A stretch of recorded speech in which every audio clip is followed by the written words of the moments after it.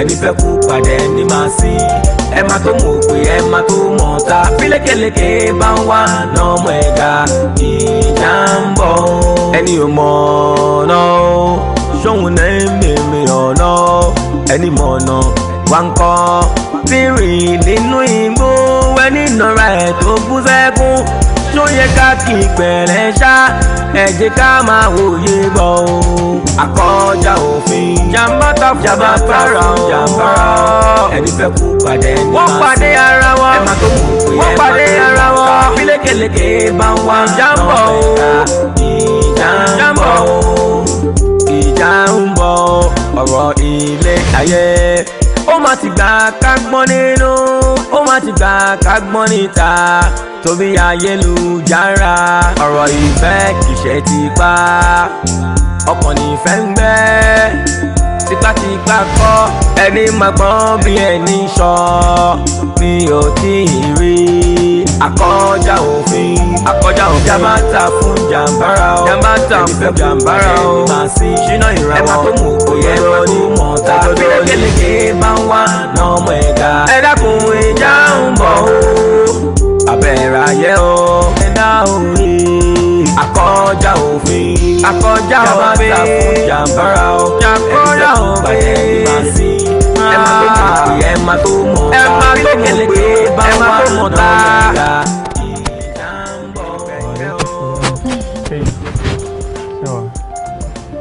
Well, okay. But that's a cool lot of why I like. It's off from Larry phone. Oh, great. Wow. Everything all right, though? I do better. Great. And you need lots to rush the way compact. Don't worry, I'm here. Just like that. Kilo shall yeah. Tell me. Cab black, be what they want it. Phone alone. Okay, next time I'm about to hear a papa. Right away, I just need to rush, okay? Alright. Sure. I should go, sir. Yeah.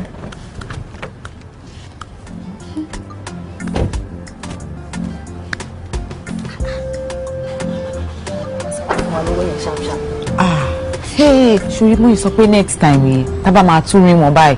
Hey, báàgì mi máa kún báyìí wọ́n máa kún sílẹ̀ ni. Wo tó ṣe rí Uncle Malik yẹn, owó wà lọ́wọ́ wọn gan-an. Wọ́n ṣe rí jáńjálá yẹn, tó ṣe ṣe mí ni, tó ṣe gentle yẹn, owó burúkú ó wà lọ́wọ́ wọn. Tó bá dénú compound wọn báyìí, wọ́n tó mọ́tò lọ rẹ́rẹ́rẹ́rẹ́ ni. Àmọ́ Kong Muslim ni wọ́n. Bàbá wọn ó máa wọn àfáà ńlá yẹn. Àmọ́ àti bàbá àtọmọ owó burúkú ó wà lọ́wọ́ wọn.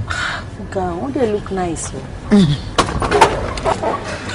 Ẹ ká máa wòye bọ̀ o àkọjá òfin jàmbá fara ẹni fẹ́ kú padà ẹni máa sí wọ́n pàdé ara wọn ẹ má tó mọ̀ pé wọ́n pàdé ara wọn fílékeleke bá ń wá jàmbá o ìjà ń bọ̀ ìjà ń bọ̀ ọ̀rọ̀ ilé ayé ó má ti gbà ká gbọ́n nínú.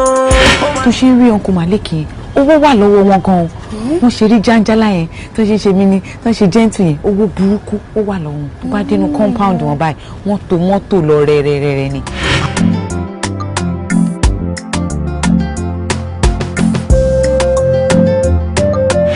àmọ́ Kong Muslim ni wọ́n bàbá wọn ó máa wọn àfáà ńlá yẹn àmọ́ àti bàbá àtọmọ owó burúkú ó wà lọ́wọ́ wọn.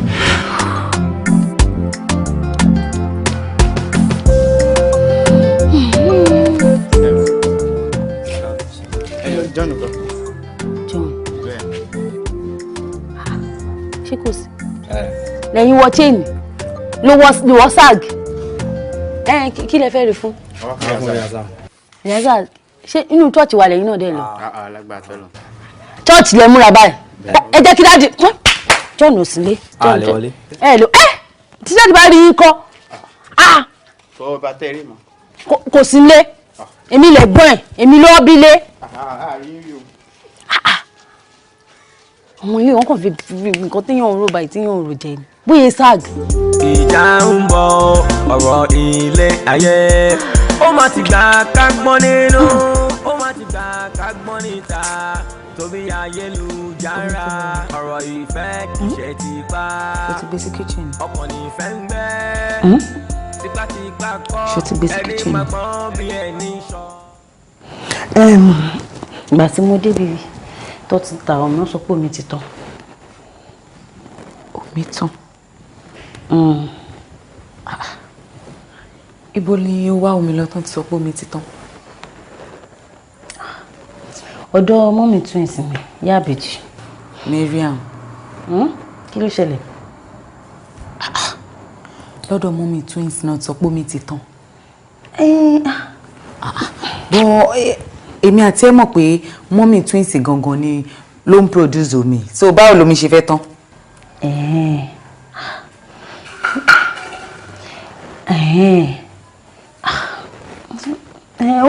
Wọ́n mi ti tó kí ló tó ń question mi náà ó dẹ̀ ń question mi ṣé omi ti ṣe omi ti tó wá jẹ́ṣẹ̀ ni wọn ò lómi mọ́ náà nìyẹn. Ọ̀rẹ́ ò wáyé mi mọ́ òun nítorí pé ìgbà tí mò ń lọ sísàlẹ̀ lẹ́ẹ̀kan mo ní pé jẹ́ ká jọ lọ sísàlẹ̀ ká lọ kíyàn mo ní náà ìwọ lè lọ ẹsẹ̀ ń wẹ́ o tẹ̀ lè lọ kíyàn o tẹ̀ lè stop ààrẹ rárá because ó dà pé orí gan ti fẹ́ máa fọ́ ẹ̀ mo ò dẹ̀ tí ì lo 10 minutes nísàlẹ̀ yẹn ló dé bó dẹ̀ ṣe dé báyìí tó ṣe rí ọkọ̀ màlékè báyìí ṣe ló bẹ́ mọ́ wọn.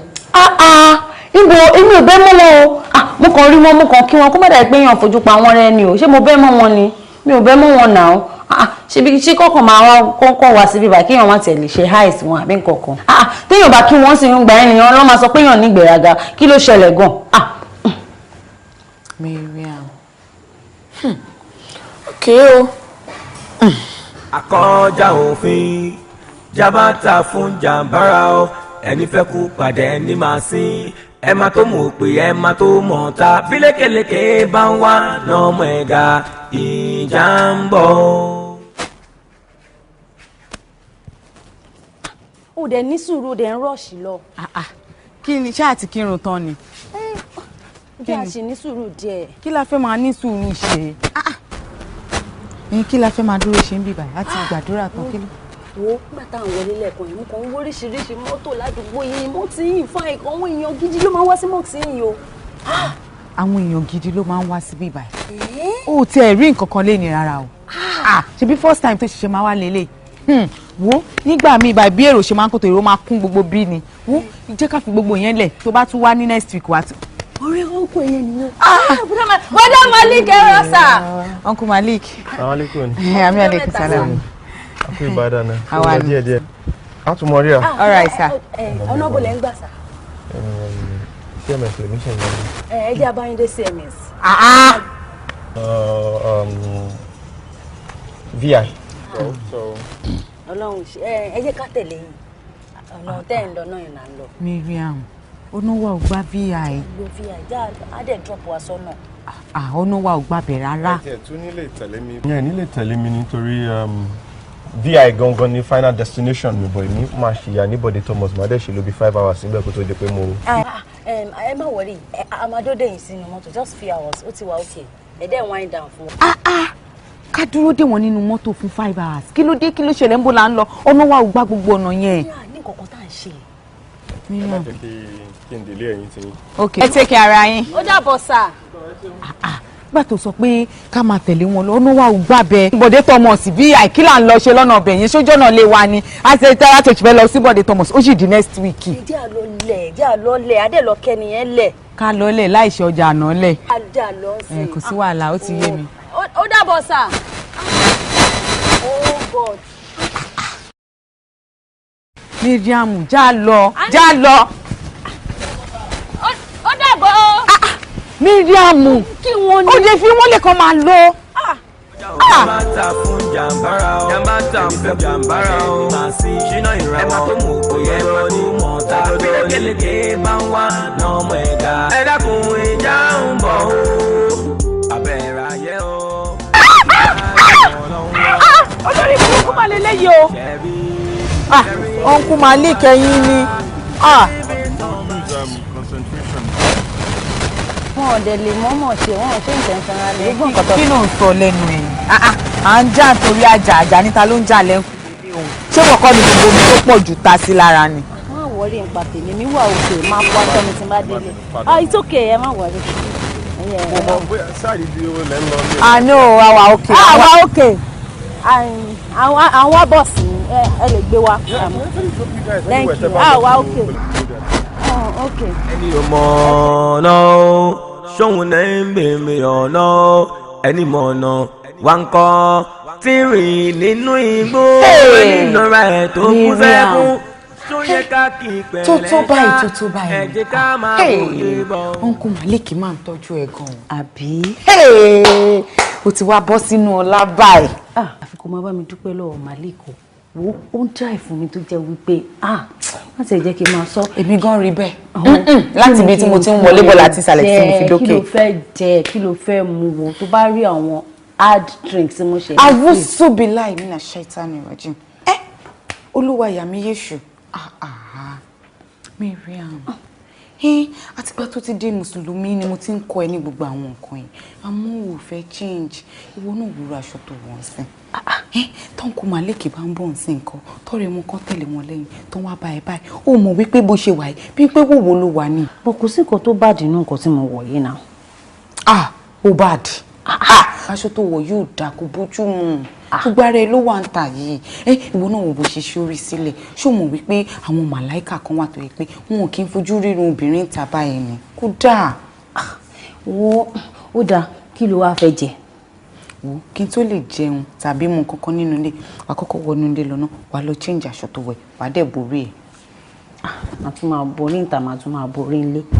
Ó ga ọ. Ó ṣe. Ọ̀rẹ́ mi. Ìjà ń bọ̀ ọ̀rọ̀ ilé ayé ó má ti gbà ká gbọ́n nínú ó má ti gbà ká gbọ́n níta tóbi ayélujára ọ̀rọ̀ ìfẹ́ kìí bá Sure. I need to rush because I'm running late already. I need lots more loss to be sure.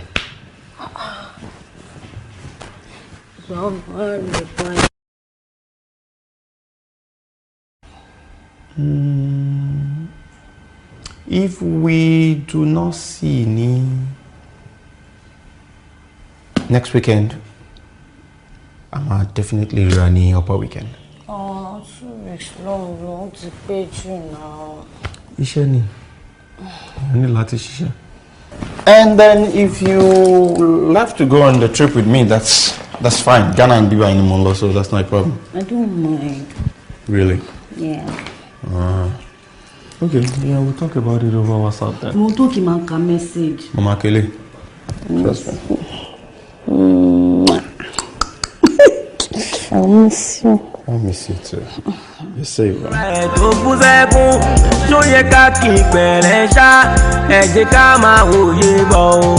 Àkọjá òfin jàmbá para ẹni fẹ́ kú pàdé ní wọ́n pàdé ara wọn ẹ má tó mọ̀ pé wọ́n pàdé ara wọn bí lékeleke bá ń wá jàmbọ̀ o. Ìjà ń bọ̀ ọ̀rọ̀ ilé ayé ó má ti gbà ká gbọ́n nínú ó má ti gbà ká gbọ́n níta tóbi ayélujára ọ̀rọ̀ ìfẹ́ kìí ṣe tipá ọkàn nífẹ̀ ń gbé tipátipá kọ́ ẹni máa gbọ́n bí ẹni sọ mi ò tí ì rí àkọjá òfin jàmbá fún jàmbára o fún jàmbára o ṣínà ìràwọ̀ ẹ má tó mú òye ẹ má tó mọ̀ ta bí lékeleke bá ń wá lọ́mọ ẹ̀dá ẹ dákun ìjà ń bọ̀ o abẹ́rẹ́ ayé o ó ti jájú wọn lọ́wọ́ àtọ̀tún wa tó sì ṣẹ́rí bí tán bá já ṣẹ́rí bí tán bá dẹ́ ó já lù wọ́n lọ́jọ́ kẹjọ máa ràn ìgbẹ̀yìn náà ni sóhun máa láyé ẹ̀dá òye àkọjá òfin jàmbára o jàmbára òfin ẹ má tó mọ̀ ẹ má tó mọ̀ tá ìjà ń bọ̀ kẹ̀kẹ́ o.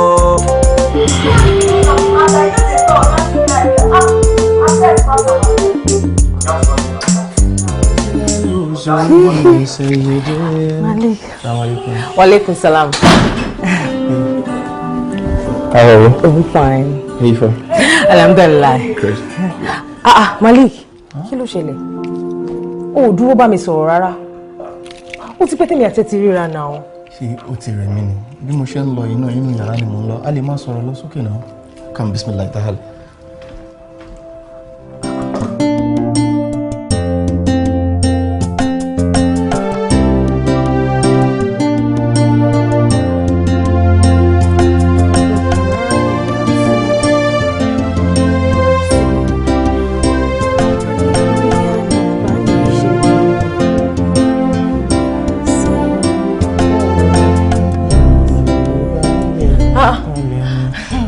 Ọkọ mi. Ọkọ mi ṣe wà okay. Fine. Ìwọ náà ni mo ń bá ṣe ètò breakfast ní báyìí. You're such a darling. Thank you. Maja can stress it too much because I'm running late already. I really need to rush, so I won't be able to take the breakfast, okay? Má ṣe yẹn fún mi. Má tún ṣe yẹn fún mi lẹ́ni báyìí yẹn. Ó ti di 3 consecutive breakfast, so ti jẹnu lé. Kí ni mo ṣe fún ẹ? Ṣé mo ṣe ni?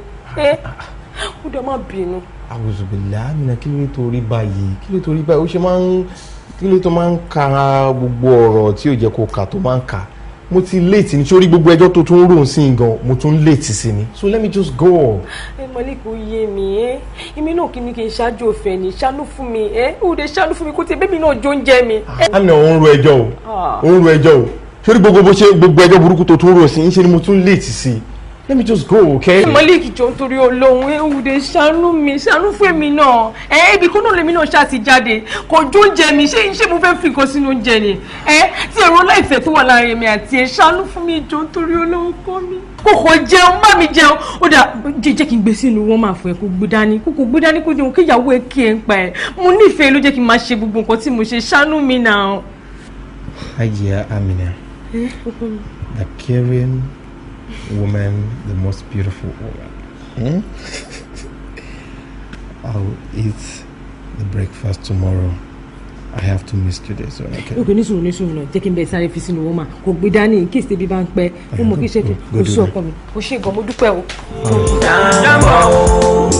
Ìjà ń bọ̀ ọ̀rọ̀ ilé ayé ó má ti gbà ká gbọ́n nínú ó má ti gbà ká gbọ́n níta torí ayélujára ọ̀rọ̀ ìfẹ́ ìṣèjì bá ọkọ̀ ní àǹtí rọ̀bà ẹ̀yin náà ni mo wá bọ̀. Èmi kẹ̀mí mọ̀ yín máa. Mo mọ̀ yín àǹtí Mary. Ìyá ẹ̀sẹ̀ mi ní Mary. Ẹ̀yin ni Mary. Àǹtí Mary. Ẹ̀yin ni mo ń bọ̀.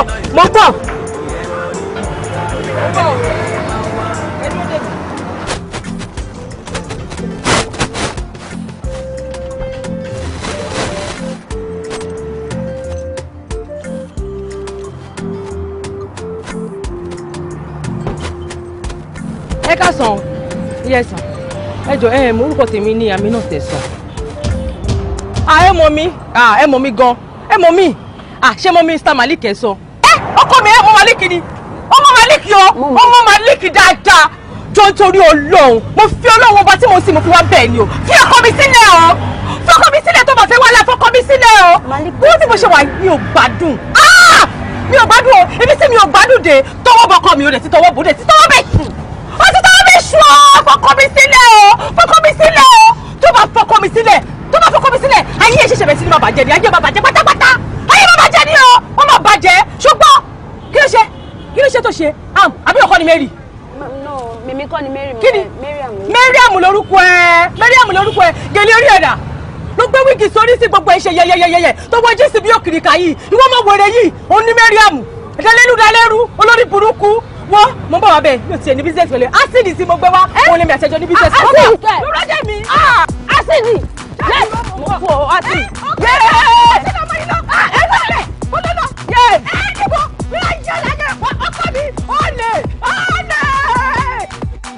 How could you do this to me?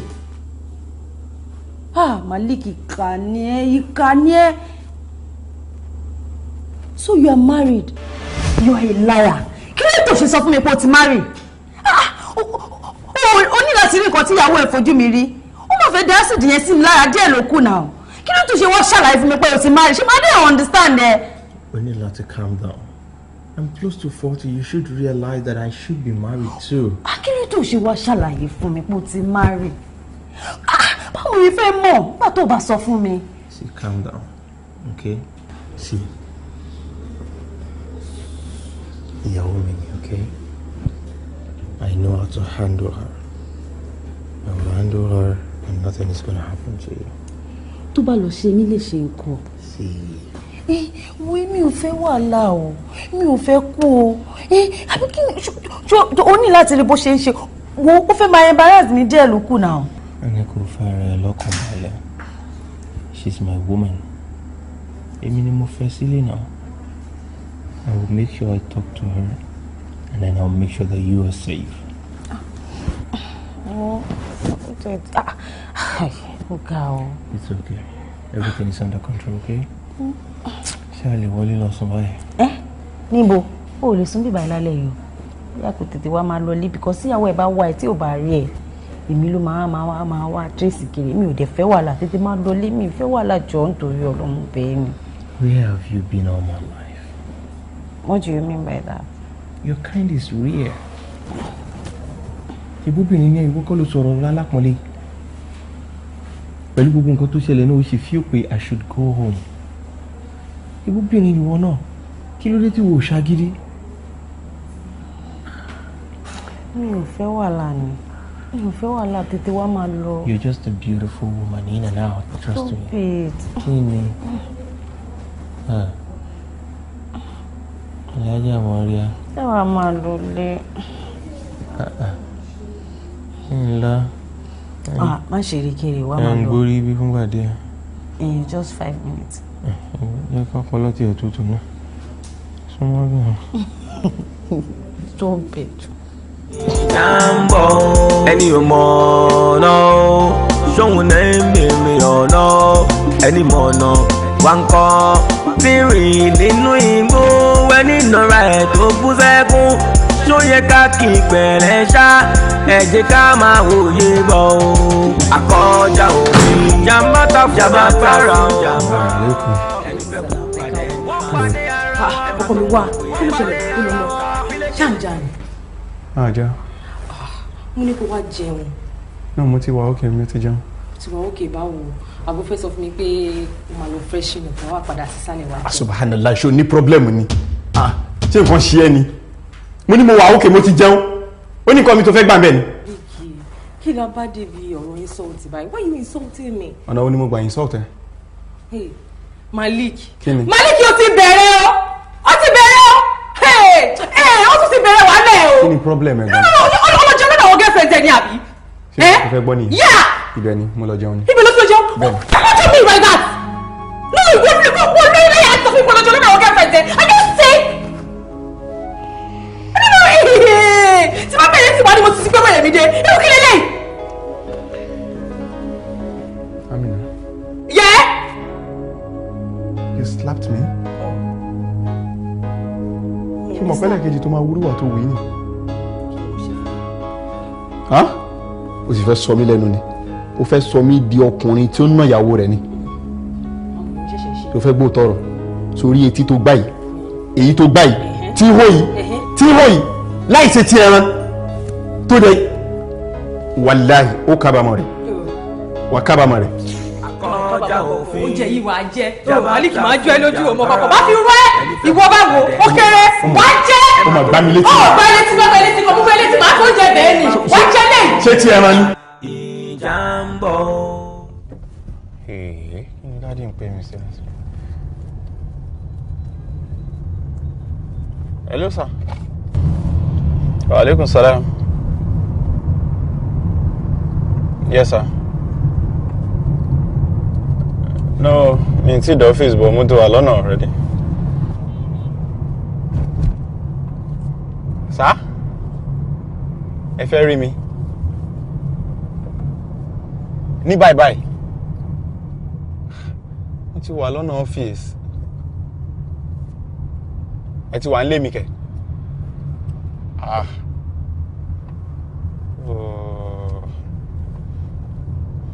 Okay, mo ti bọ́ sà máa make you turn láìpẹ́. Máa bá yín sìn, máa turn padà sí. Jambo, ẹni ò mọ̀ ọ̀nà ṣóhun náà ń mímí ọ̀nà ẹni mọ̀ ọ̀nà wá ń kọ́ tí rìn nínú igbó ẹni nọra ẹ̀ tó bú sẹ́kún. Ṣé wọ́n wá bá Abdulmalik sọ̀rọ̀ pé kò ní gbọ́? Assalamu alaikum. Alaikum salaam wa rahmatullahi wa barakatuh. Abdulmalik, jókòó. Ní pété pè mí pé pàjáwìrì ní kódà mo ti fẹ́ dọ́fíìsì tán ìgbà tẹ́ sọ fún mi pé ń bọ̀ tẹ́lẹ̀ mo sáré tán padà ní. Dàpọ̀ má bínú sórí ọ̀rọ̀ tó bá gba kánjúkánjú ń gbà mí èèyàn fi slow sọ ìdí tí mo pè ọ́ nù. Ìyàwó ẹ̀ òun ló sọ̀rọ̀ kan fún mi ó ní aáwọ̀ kan wà láàrin ẹ̀yin méjèèjì mo sì fẹ́ sọ táwa sọ ń tòbí nùbí kọ́tàn sílẹ̀. Astaghfirullah. Láàrin mi àti Amina aláìsí tó jọ. ṣé ti gbọ́ Alhaji ó ṣe máa parọ́ mọ́ mi nìyẹn o ṣé ti gbọ́ ṣé gbọ́ rẹ̀ lẹ́nu ẹ̀. Amina wọ́n ṣe sùúrù Abdul Malik ìyàwó rẹ̀ ò ní rí kó sọ pé òun ò rí kò sì ní rí bákan náà kó sọ pé òun ò sáláì rí ó fẹ́ kí n tí ń lẹ̀kọ́ tán lè sọ síta ìwọ náà sọ tinú ẹ kí ló ọmọ kí mi ó sì bá yẹ parí ẹ kí n mọ lọ kó dúró. aláìmí àti ẹ ti kọjá ká máa fọ̀rọ̀ pamọ́ fúnra wa ìmọ̀ tó lè ní mo ṣe tó sọ àròjọ káàkiri dé kódà èmi àti òní gbọ́dọ̀ wọn aṣọ kankan sábà Amina. Malik. mo ń tẹ́ ẹ lóhùn. ẹ wọ́n Alhaji ṣé ní Malik tẹ̀ wọ́n ó ń ṣàgbèrè Malik kọ́ bẹ̀rẹ̀ ẹni máa wò bí Alhaji gbogbo déédéé tóbìnrin ṣe fún ọkùnrin nínú ilé ni mo ṣe kò sí nǹkan tí Malik fẹ́ tí mi ò ṣe fún òun lélẹ̀ ẹ bèrè lọ́wọ́ ẹ bá mi wí. Amina ṣe sùúrù. Malik. Abdul Malik ìyàwó ẹ ní òun ṣe sìnà ṣé bẹ́ẹ̀ ni àbí bẹ́ẹ̀ kọ́. mi ò fẹ́ ṣe nǹkan tí ó fi pẹ́ àlàyé tó ń ṣe kalẹ̀ hàn bóyá ohun tó ń wá rí ni títàn ọmọbìnrin kan tẹ́mi àti ẹ̀yọ́ ń ṣe wọléwọ̀de dé bóyá òun lórí tó fi wá wò pé ń ṣe sìnà. òun ṣe wọléwọ̀de pẹ̀lú obìnrin kan. èmi àti bàlẹ́ǹtì kan lájọ ń ṣe wọlé. obìnrin tó ṣe nìkan pẹ̀lú tó sì tọrọ ẹ̀ níṣu lọ́kà lọ́wọ́ àwọn òbí rẹ̀ ẹ dákun kí ló wá fi yàtọ̀ sí déédéé sìnà tí mo sọ lẹ́ẹ̀kan. látàkárà fún sìnà tọ́lọ́run sọ ṣé ọlọ́run ní ìyàwó tá a yàn lálẹ́ kì í ṣe torí ara wa náà alẹ́ yìnyín ò dáa fa alẹ́ pẹ́pẹ́ ọba rúbìnrin tó wù wọ́n nínú ẹ̀tọ́ ẹ̀sẹ̀ Islam táyé mi mọ̀ tí wọ́n fúnra lára rẹ̀ mọ̀ owó mọ̀ wálé gẹ́gẹ́gẹ́gẹ́ ká ṣe nìka ìfẹ́ gbogbo ayé kọ́kọ́ wọ́n mọ̀ ó dúró rẹ̀. nìka ìbáwò. àbí kí ni kù lẹ́yìn pé yẹn bá ń ṣe wọléwọ̀de pẹ̀lú ọ̀rẹ́bìnrin. Alhaji ẹ wò nìka ìkẹ. nìka ìdá nìkan àbí ṣe wọ ọgbọ̀n nínú Al-Qur'ani pé mẹ́rin Ọlọ́run wí. Alhaji èmi àti Malik àjọ ṣàdéhùn mẹ́. ṣé ẹ̀yin náà jọ ṣàdéhùn pé ọkàn ní òdù mọ́. bísímìlá Alhaji kò lè wọ. èmi fúnra lára mi tó ń wò mẹ́rin mo fẹ́ fa mẹ́rin mo fẹ́ wọ́n ti ṣe lọ ohun tí ọba ní dúró ń bẹ̀ láti Ọlọ́run ọba wọ́n fẹ́ mẹ́rin sí ọ̀jẹ̀ mẹ́jọ. ẹ má bínú èmi ni mo ṣe mistake tí mo wá fẹjọ́ sọ. tó fẹjọ́ sọ alábòsí. Malik. àbí. Malik. Amina.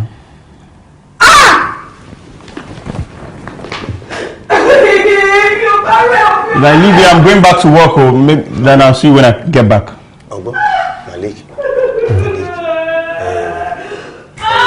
ó jẹ mátàn ojú ti la ó ojú ti la ó sórí oní mẹ́mẹ́mẹ́ tèmi ń sọ lójú ìyàwó ẹ̀ mo fi ń dẹ̀rù bá ní o bẹ́ẹ̀ mọ̀ sọ fún ṣé wọ́n mọ̀ pé àwọn bàbá wa tí wọ́n tẹ̀lé ọ̀rọ̀ mẹ́mẹ́mẹ́mẹ́ gbà kan ojú ti là àwọn èèyàn ti kàwé civilization ti wà sọ mọ̀ pé bí èèyàn bá fẹ́ ìyàwó kan wàhálà àti dààmú ẹyọ kan bó bá fẹ́ méjì wàhálà àti dààmú méjì bó bá lọ sórí mẹ́ta wàhálà àti dààmú mẹ́ta náà ni ṣé ìwọ fẹ́ wàhálà obìnrin ni dákun mo fi òsì jẹ́jẹ́ tọ́gbọ́n rẹ. John, this reminds me àjọ̀dún àwọn èwe àwọn ọmọ kéèké tó fẹ́ ṣe orin tí òun kọ wọn yẹn please jẹ́ kí wọ́n expert lórí ẹ̀ because we must not fail. Yes. Trust me sir.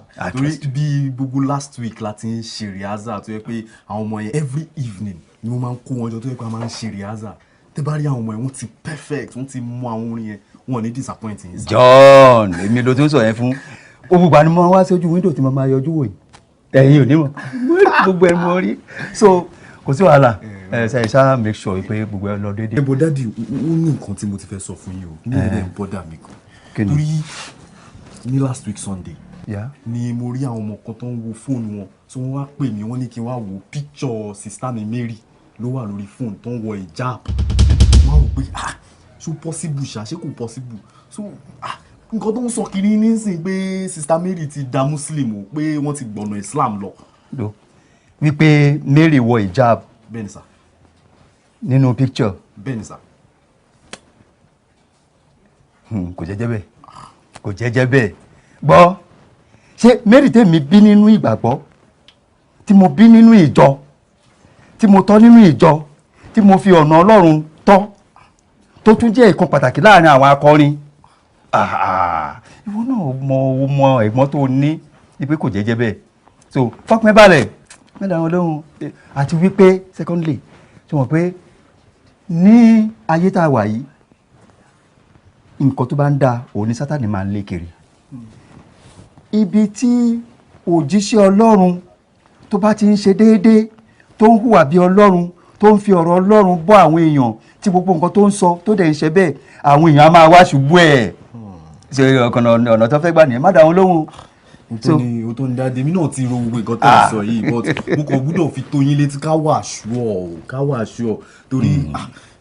ọ̀rọ̀ ẹ yé mi bẹ̀ tí wọ́n má ṣe yọnu ìṣubú ni wọ́n ń wá àwọn òde ní rí lórúkọ Jésù so don't worry. But evening service yẹn sir ṣé ó ṣì máa hold sir.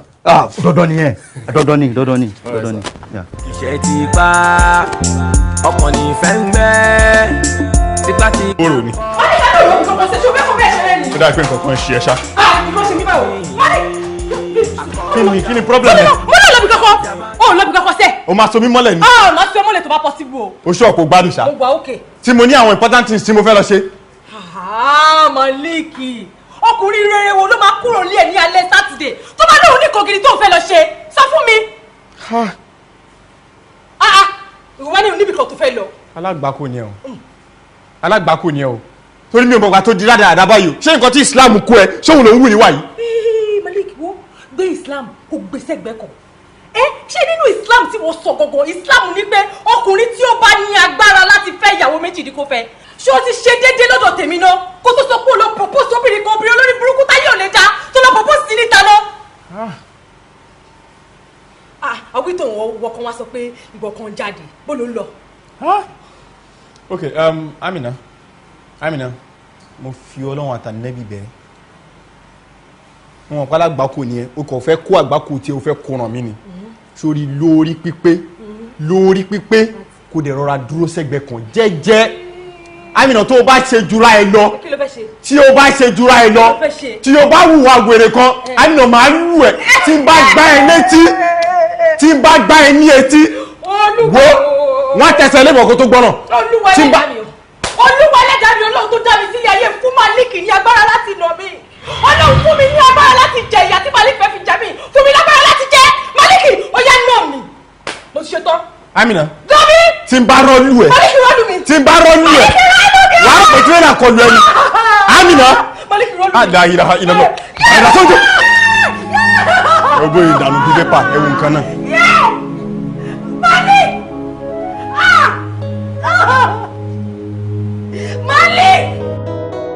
La ilaha illallah. La ilaha illallah. La ilaha illallah Muhammad Rasulullah sallallahu alaihi wasallam. Ẹ dákun ẹ̀yin Abdulmalik. Ẹ sọ pé irọ́ ni gbogbo ọ̀rọ̀ tí ìyàwó ẹ̀ sọ lẹ̀ pé kò sóòótọ́ kankan mọ́. Wàláhì irọ́ ni. Irọ́ ni fa. Nígbà tí ó ń ṣe pé mo gọ̀ sí làákàyè mi sọnù ni. Lọ́mọ tó jẹ́ pé mi ìrìnà àsàlátù tí wọ́n ti mọ̀. Ẹ sì dùn lára ni ọ̀tọ̀ ní kéèyàn mọ̀ ṣe ìsìn sọ ní kẹ́sì dùn yàn lára ẹ sì dùn lára fá. Kódà ńgbà tí mo pàdé mọ́ṣáláṣí láti pàdé.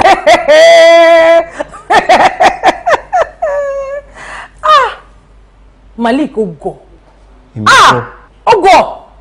olóhùn bá wò obìnrin ló sọ ẹ́ di báyìí Mary tó pé ẹ̀ ní Mariam ló sọ ẹ́ di báyìí aláàjì ẹ̀wọ̀n mi ni ẹ̀wọ̀n aláàjì ṣe rí bí mo ṣe wà yìí ẹ̀ Instagram ni mo ń gbé ń sìn ibẹ̀ ni mo ti ń jẹun ibẹ̀ ni mo ti ń mu kò lè jókòó aláàjì kò lè jókòó ẹ jẹ́ sọ̀rọ̀ tí mo fẹ́ sọ aláàjì ẹ̀wọ̀n kò lè jókòó tọkùnrin bá ti kúrò ní ọkùnrin gidi ó ti jẹ́ ọkùnrin òṣì aláàjì so kò lè jókòó. ẹ wo ìgbà tí mo dé Instagram aláàjì mo mọ̀ pé nǹkan ṣẹlẹ̀ bí ṣé wù mí aláàjì Instagram ni mo ń gbé. Ẹ dákun ṣé ìwọ wàá gbénú alukurani mọ́ lọ́sàn àti lóru ní ìsìn iná eré Instagram ló kù tó ń gbé. ẹ wo aláàjì sọmọ́nì ni. Sọmọ́nì ni bẹ́ẹ̀ ni sà. ẹ ń dáṣọ ọgbà fúngbà. research tí mo ṣe lórí obìnrin yìí ló sọ mí di bí mo ṣe dà yìí. ẹ wo aláàjì tí bá wo ìsàlẹ̀ Instagram page ọmọ yìí ẹ máa rò pé evangelist ni. in fact orúkọ tó ń jẹ gan ni Mary Janet Okoye ẹgbàá ní Ọlọ́run ẹgbàá mi. Òkó kí ló pé. Okoye. Láyọ̀ family máa mọ̀ blessing. aláàjì ọ̀rọ̀ tí mo sọ yìí ó dùn mí ó ká mi lára o. dákun Abdulmalik òkun ò ní hóoru káwà ruru pẹ̀lẹ́ kùtù òun láàfin yanjú ọ̀rọ̀ tó wà nílẹ̀ ṣé ìwọ fúnra alára ọ dá ọ lójú wípé n ti ń sọ yìí irọ́ ni kì í ṣe pé ẹlẹ́sìn kejì lọ́mọ tá à ń sọ̀rọ̀ ẹ̀. ó lè jẹ́ bí ní Miriam tí mo mọ̀ dáadáa mo mọ̀ gidi ni mo mọ̀ gan nífa Miriam èmi mọ̀ kátàkátà táàmì náà sọ o tí à ń wá náà tó fi bọ́mọ oúnjẹ níwájú alájí ó sì ń tanra rẹ ni. Miriam àbí Mary ó sọ tọrọ Miriam àbí Mary. ọ̀dà mo fi ọ̀sìn kankan fún mi dákun mo fi ọ̀sìn wádìí torí kò ní bójú mu kí ni ká ti gbọ́ pé ìwọ odidi ọmọ ṣéwù ọwọ́ ń lọ fẹ́ ọmọ ẹlẹ́sìn kejì ń bo ní ká ti kó. àìwé o yín ṣèwádìí rẹ dáadáa. wàá ṣèwádìí Malik. will you just shut your mouth. shut up.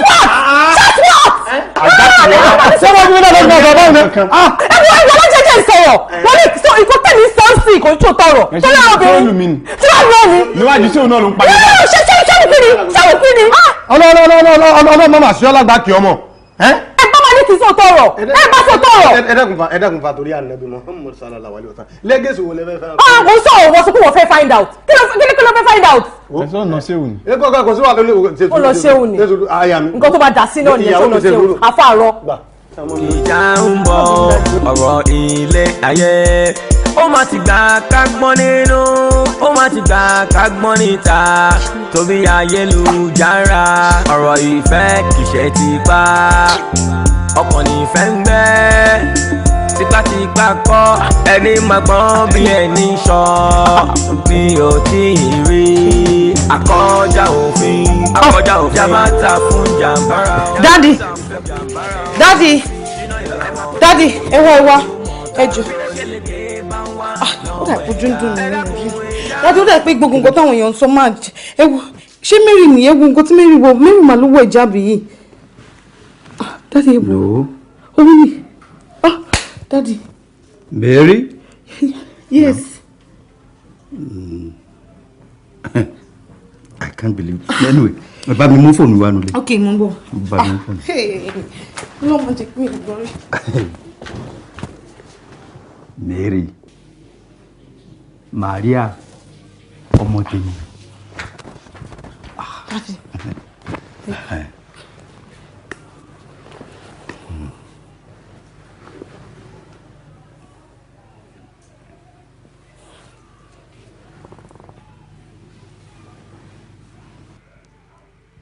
Hello, Maria.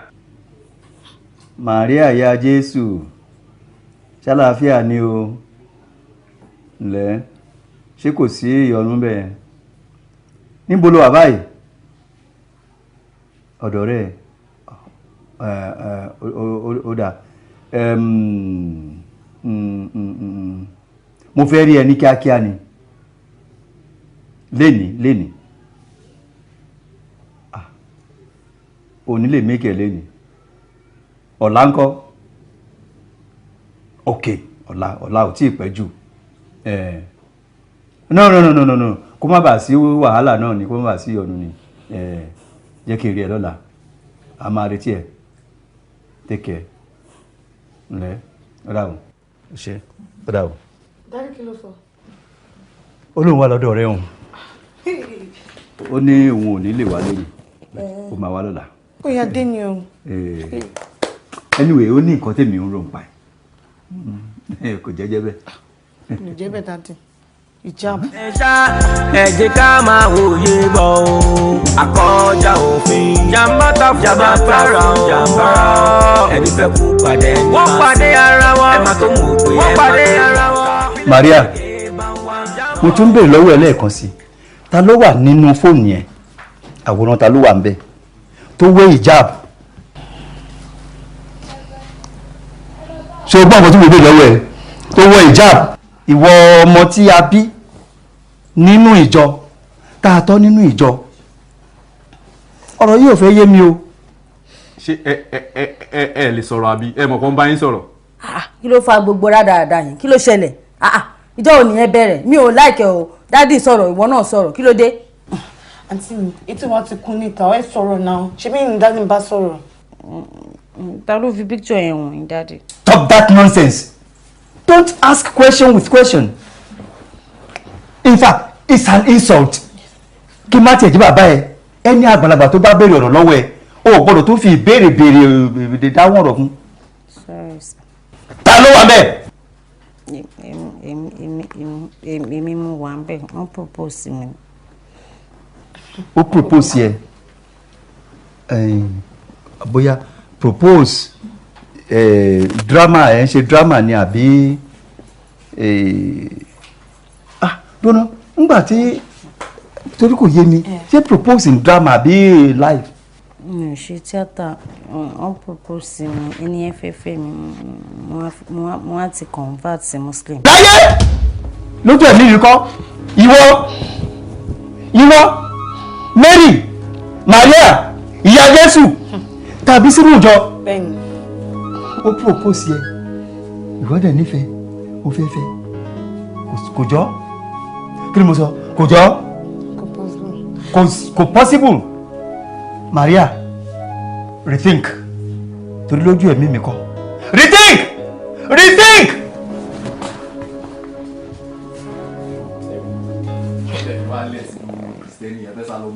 Bẹ́ẹ̀ni. àjọ máa kú sínú kìrìsìtẹ́nì yìí ni o. Bẹ́ẹ̀ni. ẹ fẹ́ máa wọ ìjáàb báwo lẹ tiẹ̀ ṣe fẹ́ fà inú ìjáàb ẹ sọ fún mi.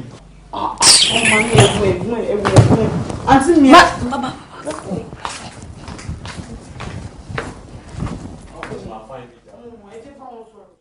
wọ́n ń bọ̀ tún wé olóhùn ní bó àfihàn ńlá kí n fẹ́ wọ́n ń bò sí wé ó ṣe bí ẹni gọ̀ ó. ọ̀rọ̀ tí èèyàn àti mọ́mi sọ lẹ́ẹ̀kan ó kù díẹ̀ káàtó. Excuse me báwo. Daddy ẹ mọ̀ for how many years báyìí tó yẹ pé ẹ ti ń try láti keep the church together kí wọ́n wá gbọ́ pé ọmọ yín convert sí Muslim. Lórí èyí tó sọ yẹn ó lóun fẹ́ convert ọmọ yẹn sí Christian ni and ó mọ̀ pé gẹ́gẹ́ bí ìfẹ́ tó bá ti lè rí yẹn ṣe kò sí nǹkan tó burú bẹ́ẹ̀. Daddy ẹ dẹ̀ believe wọn. àwa náà. ń sọ nǹkan tẹ́ fẹ́ gbọ́ fún yín ni àǹtí mi sọ wọ́n máa ń parọ́ gan-an ẹ̀ẹ̀kan mọ̀ ni wọ́n máa ń parọ́. Well but tó bá ti ní ẹni tó ń fẹ́ nìyẹn gbọ́dọ̀ bẹ́ẹ̀ pé kò sí nǹkan tá a lè ṣe sí. Daddy kò lè fẹ́ o kò lè fẹ́ ẹni sùúrù ẹ jẹ́ kí n explain better fún yín ṣé ẹ rántí last time tí rumor ń fò kiri pé ẹ̀yin àti Dickiness Ajayi pé ẹjọ́ ń ní àfẹ́. That was long time ago and it was just rumor. The entire deacons and elders wọ́n ti pè wá àti sọ̀rọ̀ yẹn àti rójútu ẹ̀. Exactly Daddy after ìyẹn wọ́n tún wá gbọ́n sí pé ọmọ yín fẹ́ lọ fẹ́ Muslim. ó máa borúkọ family wa jẹ́ wọ́n máa ní pé you did not train your child in the way of the Lord. ẹ dẹ̀ mọ̀ pé sister mi oníkebèkebè ni wọ́n ṣe mọ̀ pé wọ́n sá kúrò church last ni. Okay, ní sùúrù ṣe ní gbogbo brother Christian brother gbogbo àgbáyé wọn rí kankan fẹ́ wá da Muslim brother. Ó dẹ̀ tún rí yẹn sọ o. Ó tún rí yẹn sọ o. ẹsẹ̀ ń ronú bíi tèmi náà bẹ́ẹ̀ ni ẹsẹ̀ ń ronú bíi tèmi because this is going to dent the image of the family. ó máa ruin career tèmi gan as an assistant pastor. Daddy ogun leléyìí o báwo ni wọ́n ṣe ń gbọ́ pé first born yín ó convert fún Muslim àbó lọ fẹ́ Muslim second born yín náà career yín náà to end as an assistant pastor. I rebuke that in Jesus' name. Daddy. I rebuke it. Daddy, the Bible says the violent take it by force. Ṣé rí ẹ máa force sister mi ni o ẹ máa force wọn ni. àṣé wọn jọ ń tanra wọn ni. àṣé wọn jọ ń tanra wọn ni. ibi tá a padà já sí la ò mọ̀. Oleg, ó dẹ̀ jẹ́ kò tiẹ̀ jókòó ní. mo ní mi ò jókòó mo wà ókè bí mo ṣe wà yìí. Ó dẹ̀ jọ má bínú sí mi, ó dẹ̀ jọ ń torí Ọlọ́run, ń fa nábì mọ́ náà bẹ̀rẹ̀. ó fa nábì bèmí ìwọ mẹ́tọ́ ń jà nábì ó mọ̀ ṣe sí ẹ̀ ló ń parọ́. Why did you lie in the first place? don't know it's going to lead to this. I'm sorry, mi mọ̀ pé mi àti ẹ máa love ara wa báyìí. Mi ò mọ̀. But does it matter if I was a Muslim or a Christian? Who is talking about religion? Ta ló sọ̀rọ̀ nípa religion bí báyìí? Why did you lie? Is the question.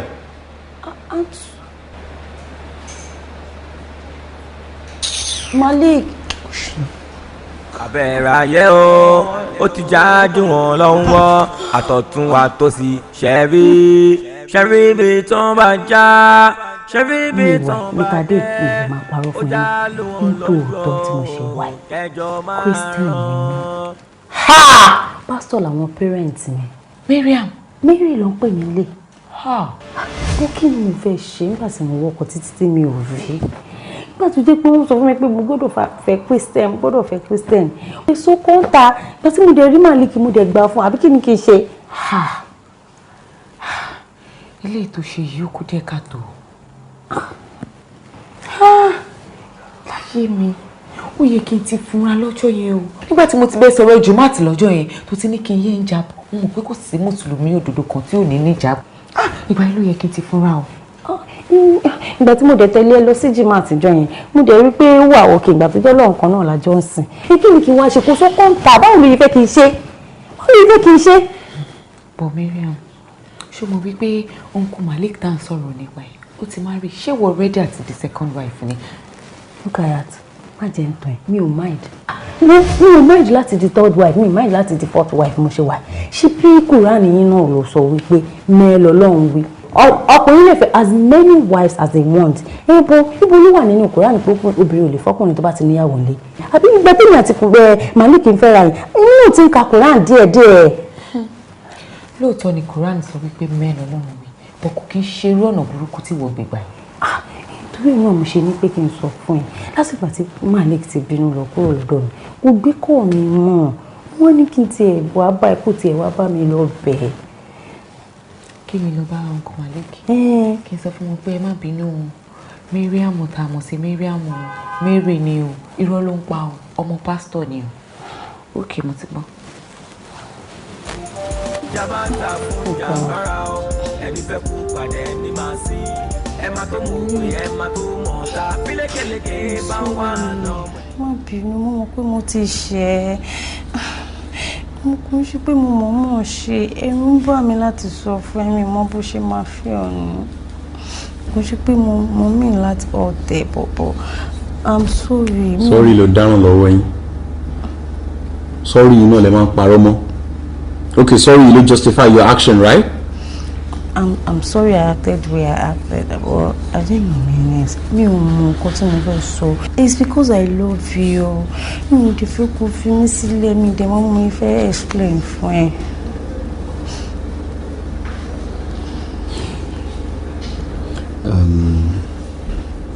Mary Apple. Sorry, Mary. See, there is no, I can't deny the fact that I love you too. Yes, I do, but my father would never, I don't really ever gbà kí n fẹ́ ẹlẹ́sìn kejì. Okay, made up mind. I'm ready to convert. Yes, I'm ready. To buy pink or to my jacking work for you at it line. I'm ready. You sure you want to do this? Yes, to buy pink or to my jacking work for you. I'm ready. Jabata fún jàmbára o ẹni fẹ́ kú padà ẹni máa sí ẹ má tó mọ̀ pé ẹ má tó mọ̀ ta fílékeleke bá wà lọ́mọ ẹ̀dá fi kan pé méjì wàláì mo nífẹ̀ẹ́ Mariam ó kọjá ẹ̀sìn. Irọ́ ni irú ìfẹ́ òṣìwò nìyẹn ìfẹ́ ìtàn burúkú wo ló ń sọ. Ẹ wo Alhaji lára àwọn findings tí mo make mo rí pé ọmọ Mary tó ń sọ yẹn aṣẹ́wó onínàbì gidi lọmọ náà. Kí ló tó ń sọ kàtìkàtì báyìí nǹkan tó mọ̀ tó dẹ̀ ń sọ oge tí o bá ní húbu ọmọ lẹ́mìí kò ní ìdíkò bá tiẹ̀ jẹ́ ìfẹ́ rẹ̀ ló ń dèmi láti húbu rẹ̀ ló ń pa mí bí ọtí mo ṣe ó sì wù mí kí n fẹ́ ni ọmọ tó ti wò pé òun ó ṣe ẹ̀sìn kódà ó ti ní òun ju pájú sẹ́lẹ̀ gbogbo nǹkan tóun bá fẹ́ mọ̀ nípa Islam òun ti ṣetán láti mọ̀ ẹjọ́ kí ló tún wá kù. Allahu Akbar kabira. Alhaji mi ò lè gbà Malik máa wò mí dáadáa mi ò lè gbà nǹkan tí mi ò bá lè gbà mi ò lè gbà nìyẹn o ò lè fẹ́ ọmọbìnrin yìí o ò lè fẹ́ o if you don't want my trouble kò lè work it won't work. Ọ̀dà káàtì ẹ̀ wá ní wípé ẹlẹ́sìn kejì náà ni Aminat má gbàgbé pé ọkọ ẹ̀ ní ó ṣetán láti yí padà sínú ẹ̀sìn Islam ṣé ìwọ wa mọ̀ pé bọ́mọ̀ ń bá wọ ẹ̀sìn Islam látara ọkọ ẹ̀ ládá tó lọ́wọ́ máa fún yín máa ṣe kéré ni. ẹ wo Alhaji pásítọ̀ ni bàbá ọmọ yìí bàbá ò lè gbà láíláí kọ́mọ yìí di muslim kí ló ń sọ. Lórí ọ̀rọ̀ yìí náà ọmọ yẹn rí bọ́rọ̀ ọmọ yẹn rí bọ́rọ̀ ọmọ yẹn rí fèrè kí ló ṣẹlẹ̀ ṣé ó ju àfẹ́yàwó yìí náà lọ ni kí ló wà ń bẹ̀ tí o ti mẹ̀ kú fa ṣé nǹkan ni a máa di méjì kí ló bí yàn. níbo ló sọ ádàbẹ̀ sí ibo ló ju ìmọ̀. ọ̀gbẹ́ni gbọ́dọ̀ bùdànù jàre kí ló jádà kí ló kọ̀ gbẹ̀rù gbogbo yẹn mo sọ pé ò lè fọ ọmọbìnrin kan sọ pé kí ló sọ ádàbù kan sí. ayila hilala muhammadu rasulillah sallallahu alayhi wa sallam kó ju ádàbù. ẹ̀gbọ́n alájẹ ọmọ àjùnú ni o ọmọ àjùnú ni torí mi ò bí mo ṣe wà yìí ẹ gbogbo ọkọ tí mo gbé sórí ìgàn máa tọ́jà tó rọ ìbá máa bẹ̀rẹ̀ tó bá máa bẹ̀rẹ̀ kó sí bẹ̀rẹ̀ o alájẹ kó sí bẹ̀rẹ̀ Malik gbọ́ngbọ́n ọmọ mi o ẹ̀sìn ló sọ mí di nǹkan tí mo dà yìí o alájẹ mi ò ní gbà o kí Malik fún ara ẹ̀ kó máa fetí ara ẹ̀ gbọ́ ṣùgbọ́n àgbàyà burúkú ọkùnrin òṣì tó bá yà wá ní wọn lóde o àmì náà wẹ̀rẹ̀ dé. níbo ló sọ ìmọ̀ ìṣí ẹ sí o sọ́nù àbí. whatever. pẹ̀lú bí mo ṣe tó ẹ tó nítorí obìnrin. subhanallah ya rasulullah kò sí bí ẹni. Malik dákun anabi wa Muhammad sallallahu alayhi wa sallam ǹjẹ́ gbogbo ohun tó ní àwò lára obìnrin pátápátá ká tó fẹ́ sílé ṣé gbogbo ẹ̀ ló wò lára Aminat kò tó fẹ́. gbogbo ẹ̀ pátápátá mo wò ní ìmọ̀ bí tó ti kan àgbákò àwọn ọ̀wà tó bẹ̀rẹ̀ sí wù sí. kó má lọ jẹ́ social media. àfàìmọ̀ kó má jẹ́ bẹ́ẹ̀. social media náà jẹ́. sọmọbìnrin wọ́n sì sọ olórin kan sọ ó ní social media bí ti ń da lérú bẹ́ẹ̀ ni ń tún àwọn nǹkan kan ṣe. Allahu Akbar. Amina.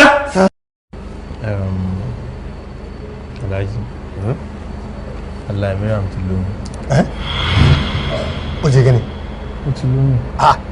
ẹlẹ́nu yóò sí yóò Abdulmalik. àwa náà mo ṣẹ̀ṣẹ̀ find out ni. ó sì dá ọ lójú pé confirmation all right wa. kódà èmi àti dókítà jọ sọ̀rọ̀ lórí fóònù báyìí lọ́dọ̀ jẹ́ kó yé mi pé kò sí àní-àní ń bẹ ó dúró síbẹ̀ ni. Abdulmalik ó ti yá jù àwọn yẹn kìíní tá à ń wí ọ̀pọ̀ kí ló dé nínú tó o sì mọ̀ pé káfìrí lọmọ tá à ń sọ̀rọ̀ yìí bẹ́ẹ̀ ni káfìrí ni bó ni káfìrí yóò sì wá lóyún fún tó gbé káfìrí wọnú ilé tí ó mọ̀ sí ìyàwó lọ lọ́ọ̀dẹ̀ rẹ̀ èmi ọ̀dà tó o sì wá tún mọ̀ pé bí ọba tiẹ̀ máa wá fẹ́ yóò ní mímọ̀ sí ìyàwó rẹ̀ nínú léètí inú tí o sì dùn sí ká tó wá sọ tèmi fúnra lára mi ọmọ ntàṣe rẹ̀ ó ti lóyún a sì ní ọyọ torí a gbọ́dọ̀ lókun èèyàn lọ́rùn èèyàn ọ̀dà jí obi ká mọ̀ pé ẹ̀jẹ̀ rẹ̀ wà níbìkan fàkàtì. ọ̀rọ̀ yìí kọjá òfin. kẹ́ni ngbàngbàngbà tó ń ṣe ọmọ pé èèyàn padà kẹ́yìn rẹ̀. jabata fún ìgbàgbára ọ ẹni fẹ́ kú padà ẹni máa sí ẹ máa tó mọ̀ ta pílẹ̀kẹ̀lẹ̀kẹ̀ bá wà lọ́mọ ẹ̀. ìwọ ti lóyún. ẹni ò mọ̀ pẹ̀lú gbogbo ọ̀rọ̀ tí mo bá ẹ sọ kò tí wàá lọ lóyún fún ọmọkùnrin tí èmi ò fọwọ́ sí tí ẹnì kankan nínú ẹbí ò fọwọ́ sí. Mary. àǹtí mi ṣé mo pẹ́ ṣe mi ẹ̀yin tẹ́ wọ́n láti lé onígbàgbọ́ èlò lóyún to worsen the situation àǹtí ìtúná lóyún fún ẹni tí gbogbo family ò fọwọ́ kàn tó support tí mi nà bọ́ lè ṣe báyìí. Mary. Yes, Dad. You are a disgrace to this family. Yes. Ẹni tẹ́mi ò fọwọ́ sí tẹ́lẹ̀ kankan nínú ẹbí ò fọwọ́ sí o tún pàpà lọ lóyún fún. You are a disgrace to this family. And nítorí pé wọ́n ṣe eléyìí o lè mú mi dẹ́ṣẹ̀ o ìwọ kọ́ ló máa pa mí lẹ́kún o lè pa mí lẹ́kún nítorí pé Jésù Kristi tí mò ń sìn ò pa mí lẹ́kún Ọlọ́run mi ò pa mí lẹ́kún now nítorí pé wọ́n ṣe eléyìí Maria you are delete You are deleted. You are evicted from this house. I don't want to see you again. No, never in your life. I don't want to see you again. Daddy.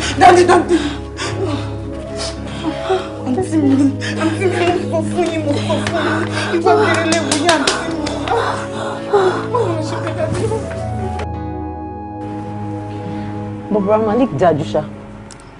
Wọ́n wá fi ẹ̀yin nìkan lẹ̀ sínú ilé yìí láti ọjọ́ ẹ̀ for weeks. For weeks mi ò tí ì rọ́kọ mi. Ó tiẹ̀ ti sú mi ò mọ nǹkan tí mo fẹ́ ṣe. Wọ́n ṣe ti wá wọn lọ sọ́fíìsì ṣá. Balkis. Ọ́fíìsì ni mo máa ń rí zoom sí lójoojúmọ́. Mi ò rí Malik. Mo ti pé kò gbé call mi. Ìgbà míì gan tó bá ti rí call mi mo ṣọ́ọ̀pù máa switch off phone ẹ̀ ni. Bàbá Malik Dajusha. So wọ́n fi yín lẹ̀ sí ilé láti ọjọ́ ẹ̀ tó lè obìnrin. Ó ga o. But aunty ṣé ẹ̀ máa ń kí n pè wọ́n lórí fóònù ṣá? Wàá ṣe ètò tó yẹn fún mi. Kí lẹ jáǹtì mi fún mi? Mo ṣe gan mo dúpẹ́ o. Tọ́pẹ́. Wàá rọ́kọ tiẹ̀ o. Àmín. O lè fọpọ lọ́kọ. Àmín. Àsìkò tó bá máa yàn báyìí ọkọ tiẹ̀ ló máa yàn. Àmín. Agbára Ọlọ́run. Àmín. Mo ti fẹ́ béèrè kankan lọ́wọ́ yín. Aunty, ṣé ẹ̀ máa kí n sọ fún un pé kán mú Sister Mary wálé kán wá jẹ́ second wife? Bàtí ṣúgbọ́n gbére ni. Ó stupid yìí wọ́n òun ló bá mi sọ yẹn náà. Òun lọ́pọ̀lọ́ rárá ṣá. Irú kí nìyẹn náà? Irú rọ́bìṣì wo nìyẹn? No. Ó sọ fún mi pé kémi gbà kọ́kọ́ mi pé obìnrin wá sínú ilé yìí. Ṣé wọ́n pẹ́ rárá ni òun lọ́pọ̀lọ́ ni? Irú kí nìyẹn? Má dá sọ̀rọ̀ mi o, má dá sọ̀rọ̀ mi mọ́ nílé ayé ẹ̀ tó bá gbọ́ pé wọ́n sọ̀rọ̀ mi báyìí. AMINAT kò sáré kúrò bẹ́ẹ̀ ni. Ṣé o ti gbọ́? What rubbish. Aunty, mo tẹ fi ń gbàdúrà lẹ́ẹ̀kan lẹ́tún fi ń ṣe kú. Wọ́n jẹ́ kí n sọ̀kọ́ fún ẹ, mo gbàdúrà fún ẹ lẹ́ẹ̀kan àbí? Mo gbàdúrà tí mo gbà fún ẹ mo ti gbà padà. Wà náà nínú ọkọ̀ tiẹ̀, ọkọ̀ ọlọ́kọ̀ ló máa fẹ́. Kí ló kọ ẹ náà? Tó bá mọ̀ pé o ò lè bá mi dá sí ọ̀rọ̀ yìí, kó bá mi dá sí bí ọmọlúwàbí. Má dá sọ̀rọ̀ mi o, má dá sọ̀rọ̀ mọ́rẹ́jì mi o, mi ò gbádùn ọ, ó dẹ̀ mọ́ mi o. Olówó máa ṣàánú mi o, máa ṣàánú mi kẹ̀. Mi ò bínú jókòó kì í kú ẹ wá ṣe máa ń dá sọ̀rọ̀ ọkọ àtìyàwó tó bá mọ̀ jẹ́ kí n sọ fún ẹ. O ò mọ bó ṣe máa ń dá sí ọ̀rọ̀ family. Tí o bá ti marry tó bá fẹ́ advice mi, ó ní bó ṣe máa gbé ọ̀rọ̀. Ó ní sọ pé kí ìyàwó kó lọ bá ọkọ ẹ̀ kọ́kọ́ ẹ̀ fẹ́ yàwó mi. What kind of nonsense is that? Wọ́n lè pe ògbẹ́pọ̀ ni because tó kọ́ ọjọ́ kọ́ ọ bákan náà ni ìwọ kò lẹ́kọ̀ọ́ ni. Rubbish. Má bínú òṣìwò. Sherry, àǹtí is, I don't know. Obìnrin wo ni ò ní fi ọkùnrin lọ́kàn balẹ̀ nílé tó dẹ̀ máa expect pé kọkùnrin máa bọ̀ nílé àbí? Doesn't work that way. Mo understand you pé àwọn náà kì í ṣe pé bóyá àwọn náà wù wọ́n láti ṣe gbogbo àwọn nǹkan tó ń ṣe yẹn. But torí ìfẹ́ tán ní sí yín náà ṣe ń ṣe. Ẹ dẹ̀ mọ̀ pé amọ̀wà fóníwà ló ń jẹ́ pé ọ̀rẹ́ ń jọ̀rẹ́. Ẹ máa ní láti pity wọn náà ní kẹjọ kẹ wálé. Mo understand. Ẹ sì pẹ́jọ ń ta ẹjọ́. Mo mọ̀ pé love mi lóòótọ́ but man, I don't know, mi ò kàn fẹ́ nǹkan tó máa. Okay, mo ti gbọ́. Èyí sì ń tó dẹ̀ tí wọ́n ti wá sọ̀rọ̀, I will just, má worry, alátiṣe mi á máa ti ṣàrẹ̀, I will just find a way. I just pray she listens and then she does. She nǹkan tó jẹ́ kó ṣe. I really appreciate it. No problem there. Alright, let's shake on. I'm not so thank you now, she. Yeah, I mean, let's see that. Yàmbára o, ẹni fẹ́ kú padà ẹni máa sí. Ẹ máa tó mọ̀ pé ẹ máa tó mọ̀ ta. Fílékeleke báwọn àna ọmọ ẹ̀dá ìjà ń bọ̀. Ẹni ò mọ̀ náà. Hello, àǹtí mi. Ẹ káàsán. Ẹ wo ọkọ yín ṣẹ̀ṣẹ̀ já mi lẹ́yìn bus stop nísìnyí. Ẹ ní sùúrù ẹ jẹ́ n sọ̀rọ̀ tí mo fẹ́ sọ. Ẹ wo gbogbo ń pè yẹn receptionist ní káwọn máa wọ kíní kankan ṣe kíní irọ́ ni àwọn ló ní káwọn receptionist ní kẹ́ má jẹ́ kán rí wọn. Wọn ò fẹ́ rí yín ni ẹ̀yin náà wọ́n lẹ ti máa ń pariwo jù. Ẹ ní sùúrù kẹ́ gbọ́ tèmi náà. Ẹ wo tẹ́ bá mọ̀ pé nílò olè yín tẹ́ mọ̀ pé ṣe nílò ọkọ yín advice tí máa fún yín ni wípé kẹ́ ẹ wá bẹ ṣe máa rí wọn kẹ́ ẹ bẹ̀ wọ́n ṣe gbọ́ kẹ́ ẹ bẹ̀ wọ́n ọ̀rọ̀ tó wà ńlẹ̀ kì í ṣọ̀rọ̀ mùsùlùmí àbí kìrìsìtẹ́nì, ọ̀rọ̀ ìfẹ́ ni. A ní kẹ́ ẹ bẹ̀ wọ́n, ẹ lọ bẹ̀ wọ́n. Tẹ́ bá ti fẹ́ lọ, ẹ ṣáà make sure wípé anybody ò mọ̀ pé ẹ̀ ń bọ̀. Ṣé ti gbọ́? Tó bá kọ wájú sí yín kẹta, tó bá kẹ̀yìn sí yín kẹta, tó bá kẹ̀yìn nìkan kẹtẹ́rù ara yín pa. Mo sì sọ tèmi o, kò sí wàhálà. Ṣé gbọ́? Ó dàbọ̀, ṣé gbọ́? Hello àǹtí mi. Àǹtí mi kò dáa látijọ́ tí dáàdì ti ń pè yín, ẹ̀jẹ̀ ti ń pè yín ègbé kọ́. Àǹtí mi kí ló dé? Ṣé ọ̀rọ̀ tí dáàdì náà bá yín sọ ló jẹ́ di nǹkan tó yẹ pé ẹ̀jẹ̀ fi sá fún wọn báyìí? Àǹtí mi, tara yín náà ló bá yín sọ náà. Àǹtí mi, ẹ̀yin náà ẹ wò, ẹ̀yin tẹ wá láti ilé onígbàgbọ́ kí wá sọ pé fẹ́ lọ fẹ́yàn nílé Muslim. Àǹtí mi ẹ wò náà. Ṣé tó náà lè ṣe wá sọ pé ìfẹ́ wá àǹtí mi ẹ jọ̀ọ́ ẹ rò dáadáa o. Ṣé ti gbọ́? Okay, àǹtí mi, mo expect ní ọjọ́ lẹ máa wá. Okay, all right.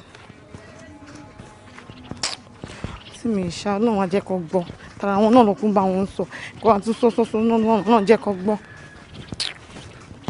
Ó ti jáde wọn lọ́wọ́ àtọ̀tún wa tó sì ṣẹ́rí bí tán bá já ṣẹ́rí bí tán bá dẹ́. Ó dá lù wọ́n lọ́jọ́ ẹjọ́ máa ràn ìgbẹ̀yìn náà ní sóhun máa láyé ẹ̀dá òwe. Àkọjá òfin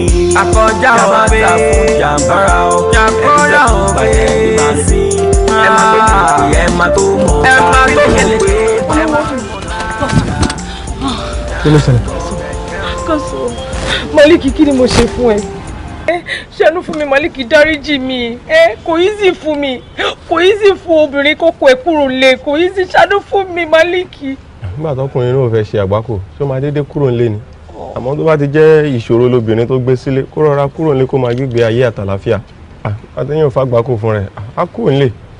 Àwọn tó bá rí ẹ tó múra ń sìn ò jáàbù ẹ ó ti ẹ̀ mọ́ bọ́ ṣe ń we tí wọ́n rí ẹ tán ni èèyàn tán wọ́n sì mọ̀ pé ìran àgbákò oríṣiríṣi níbẹ̀ lára rẹ̀. Anyway, that's fine. Èmi ò fẹ́ ìṣòro fúnlé ayé mi ni mo fẹ́ ìsinmi torí màá lọ látàárọ̀ màá dé lálẹ́ wàá dẹ̀ tún kó ṣòro bá mi. So kí wá ni mo fẹ́ máa dúró tí ẹnu lé sí àtọ́jọ́ tó ti dáwọ̀ ṣe tí ò gbádùn ayé ẹ̀ ṣé mi ló gbádùn ayé mi. Málíkì mi ò gbádùn o. Málíkì mi ò gbádùn bá mo ṣe fẹ́ gbádùn o sí ilé. Málíkì ó yá. Ṣé lórí ṣé ní òye nǹkan tí mo bí ẹ̀rù tó ti bá ẹ lára mu àbí kò bẹ lára mu. Má bínú. Dúró lọ ṣé mo ṣe nǹkan tó lòdì sẹ́sìn. Nígbà tí o ṣe pọpọ lọ ẹ lọ Islam gbà mí láyè ó gbà mí láyè kí n fẹ́ ẹyọ kan méjì mẹ́ta àbí mẹ́rin tó bá wù mí wọ́n dẹ̀ máa ṣe bẹ́ẹ̀ torí ẹ̀ gbóná. Gbóná Málíkì ó gbóná orí yẹn sì gbóná ti dá. Sórí gbogbo eléyìí tó sọ ìkò bá mi mọ́ torí bí mo ṣe wà mo ti divorce lọ nínú ara mi. It is either kó gbà kí n ṣe nǹkan tí mo fẹ́ kó ní kálukú dẹ̀ ẹjọ́ máa gbé àtiwọ́ àti ìyàwó tó fẹ́ wọlé ẹjọ́ máa gbé nígbé ayé àtàlàáfíà simple and short. Málíkì ṣàánú fún mi. Ṣé o ti gbà pé ẹjọ́ máa gbé láyọ̀ tí kò sí wàhálà? Málíkì. Ó dá mi lóhùn pé Málíkì. Ṣé Málíkì lásán nǹkan tí mo bí ẹni? Ó ti gbà bó gbà. Ó mọ̀ pé àwọn staffs wà ní dìde kó ìbí mọ́tò tó bá ti gbà kó pè mí àbí kó text message mi ní WhatsApp.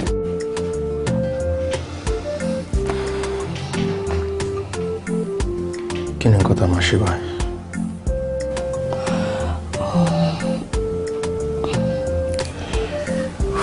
Nǹkan tí mo wà lára obìnrin pátápátá ló wà lára ẹ̀. You can't describe you about the most beautiful thing that has ever happened to me. Kí ni ìbá gbọ́ ohun ẹ lọ́jọ́ kan? Ṣé ló máa dàbí ipò ayé fẹ́ parẹ́?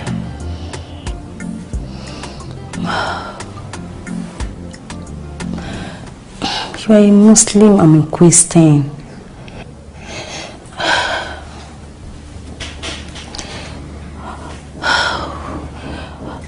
Mo máa ń sọ wípé ìfẹ́ là kọjá òfin. Ṣé ìfẹ́ tiwa máa já kọjá òfin báyìí? I really don't know what we're gonna do. Ọ̀rọ̀ yìí kọjá òfin. Àkọjá òfin. jàbátà fún jàǹbára o ẹni fẹ́ kú pàdé ẹni máa sí ẹ má tó mọ̀ pé ẹ má tó mọ̀ ta fílékeleke bá ń wá lọ́mọ ẹ̀dá ìjà ń bọ̀ ẹni ò mọ̀ ọ̀nà o ṣóhun náà ń bèèrè ọ̀nà ẹni mọ̀ ọ̀nà wá ń kọ́ fírìn nínú igbó ẹni nọra ẹ̀ tó bú sẹ́kún ṣó yẹ ká kí pẹ̀lẹ́ ṣá ẹ jẹ́ ká máa wòye bọ̀ o àkọjá òfin jàmbátà jàmbára ẹni fẹ́ kú pàdé ẹni máa sí wọ́n pàdé ara wọn ẹ má tó mọ̀ pé wọ́n pàdé ara wọn fílékeleke bá ń wá jàmbọ̀ o ìjà ń bọ̀ o ìjà ń bọ̀ ọ̀rọ̀ ilé ayé ó má ti gbà ká gbọ́n nínú ó má ti gbà ká gbọ́n níta torí ayélujára ọ̀rọ̀ ìfẹ́ kìí ṣe tipá ọkàn nífẹ̀ ń gbẹ tipátipá kọ́ ẹni máa gbọ́n bí ẹni sọ mi ò tí ì rí àkọjá òfin jàmbátà fún jàmbára o jàmbátà fún jàmbára o ẹni máa sí ṣínà ìràwọ̀ ẹ má tó mọ̀ pé ẹ má tó mọ̀ ta fílékeleke bá ń wá lọ́mọ ẹ̀dá ẹ dákun ìjà ń bọ̀ o abẹ́rẹ́ ayé o ó ti jáde wọn lọ́wọ́ àtọ̀tún wa tó sì ṣẹ́rí bí tán bá já ṣẹ́rí bí tán bá dẹ́